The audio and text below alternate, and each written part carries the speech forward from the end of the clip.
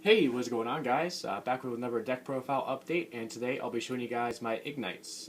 So this will be pre-Bosch, and this video is coming out a day before its official release tomorrow. But I will talk about going into the upcoming Bosch format with all the cards we're getting. I'll talk about some of the things you could potentially play in here once they do come out. I'll talk about some of the adjustments you'll have to make to the deck for the upcoming meta post-Bosch, and then I'll also show you the build, of course. So starting off, we have the free Royal Magical Library. This could easily change post-Bosch. I've heard a lot of people say they'll replace these with Denko Sekkas because they just don't want to run into like Solemn Strike and all those counter traps that Pepe will play with Ariadne. So that is something you could potentially do, but Library is just so good if you pull it off turn one, especially going first. It just almost guarantees that you'll set up a pretty broken board that your opponent will have a tough time getting over. Then for the Ignites, I play 3 of each of the 4s, 5s, and 6s. The free Paladin, free Templar, free Cavalier, free Margrave, free Gallant, and then finally the free Veteran. So that's it for monsters. For spells, we have the Triple Summoner's Art. This, of course, can search any of your 5s or 6s. The free chicken game. This is a very turbo-oriented deck. You want to draw as many cards as possible. You want to build up your counters on library just to keep digging for your deck to find those combo cards that you need. The triple Upstart Goblin for the same purpose. Double Painful Decision. You can obviously use this with your level 4s. Send a 4 from your deck to the graveyard and then add a copy of it.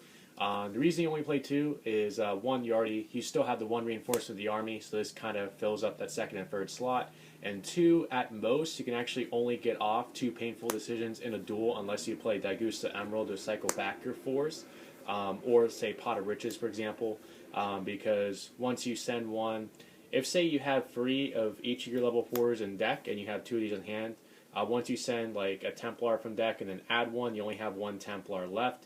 You need basically 2 of whatever copy you're searching for in order to play this in your deck. So that's why you can really only pull off 2. 2 of these in the game. Then for one of those, we had the 1 Ignition Phoenix.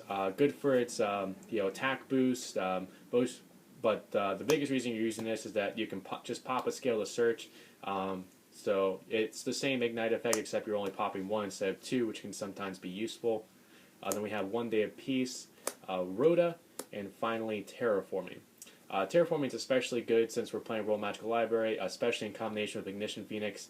Basically, Terraforming, if you use Terraforming of Library with no counters, you're guaranteed to get free counters to get another draw if you search for Phoenix, because Terraforming is going to be the first counter, Phoenix is going to be the second.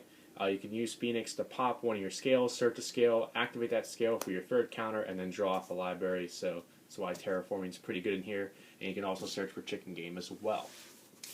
So that's it for spells. For traps, we have the Triple Tyrant's Throws.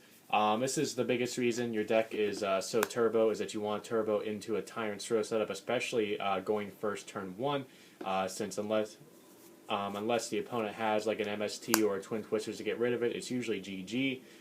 So Tyrant's Throws is just good for locking the opponent down, and then of course the 1 Vayne's Emptiness to go along with it. So that's it for main deck. It's total 40 cards still. I believe it's 21 monsters, 15 spells, and 4 traps. Now on to the extra deck.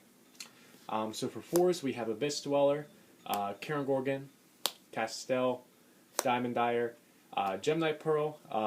Biggest reason for this is you can make it under Tyrant's Throws. You can use like one of your dead libraries and a number 4 for this and just have a nice 2600 beater on board. Excalibur, 101, and finally number 86. As far as some rank 4s you could add in post-Bosch, obviously Cyber Dragon Infinity comes to mind. It's one that'll be pretty important for this deck going forward after Bosch, because with the release of Twin Twisters, a lot of people are going to be subbing MSTs for Twin Twisters in your deck. So unfortunately that means that typical Karen Gorgon lock you go for, Karen Gorgon plus Tyrant's Throws, isn't going to be as strong. So you need something else to kind of be able to protect Tyrant's Throws, and Infinity is a pretty good way to do that.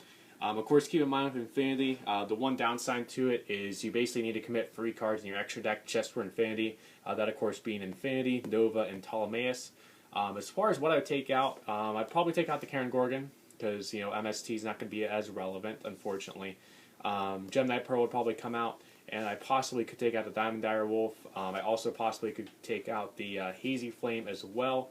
And you could consider playing Rafflesia as well, the Traptrix XYZ, and maybe play some main deck whole trap cards. But I think more important is definitely the Infinity, just because it gives you another pretty strong turn 1 play, and it's probably your better play to go into turn 1 to protect Tyrant's Throes compared to Karen Gorgon. Then for 5s, we have Durendal, Volcasaurus, and Shark Fortress. For 6s, we have Gauntlet Launcher, Utopia Beyond, and Photon Strike Bouncer. And finally, we have Hazy Flame Basiltress, just basically a rank 6 version of number 86 that you can make with potentially 5 materials. I like to have this in here because there are times where you have setups where you have the ability to make this instead of making number 86 with a lot of materials. So this is still pretty strong if you have it with 4 or 5 materials, because it can't be targeted by card effects or destroyed by card effects if you have 5. It's a 31 beater, and then you can also detach once per turn as an optional effect to banish a monster on your opponent's field or in graveyard, which is pretty good.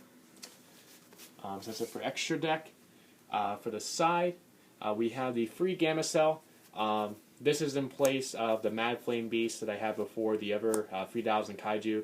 I replaced it with this because it's weaker attack at 2200, and it's something that I can actually beat over with my Cavalier. But the main purpose of having a Kaiju in here is to have an easy out to Nat Beast if you're going second, and they make that play against you. It also outs Infinity, it outs Apex Avian as well. Just gets rid of annoying cards right away, especially Materia Beast, since there's really not a lot of other good answers to it. Then we have the free Damage Juggler. This is here as an answer for Wavering Eyes. You could potentially play other things like Huge Revolution is Over, Starlight Road, things like that, that also out that card, but I like Damage Juggler because it's something you can draw into if you're going second and you know they have that Wavering Eyes set. It's just an instant answer to it, whereas Starlight Road and Huge Revolution is Over is one that you have to set up first. Then we have the free MST. I'm not sure with this deck if I'd really want to replace MST with Twin Twisters. Yes, you do get to pop one more card with Twin Twisters, but you don't really want to discard in this deck, especially it being a Pendulum-based deck. So I think I'd probably keep the MSTs, to be honest, but only time will tell with that. Then, of course, we have the free Wavering Eyes for the Mirror Match and for any other Pendulum matchup. Then we still have Dark Hole, Raigeki, and Torrential to round out the side deck. As far as other cards you can play going forward post Bosch, you definitely, as I mentioned before, can consider Denko Sekka, since you'll be going against a lot of Pepe matchups where they'll set up their turn 1 Solemn Strike, Solemn Warnings. Other people will be playing stuff like Divine Wrath, Huge Revolution is Over, a bunch of different counter chests that can just really screw you over. So you really need an instant answer to those, and Denko Sekka is an easy, normal summonable answer to those. So that's something I would consider playing. If you don't have the money for Denkos, you could consider Dodger Dragon as well.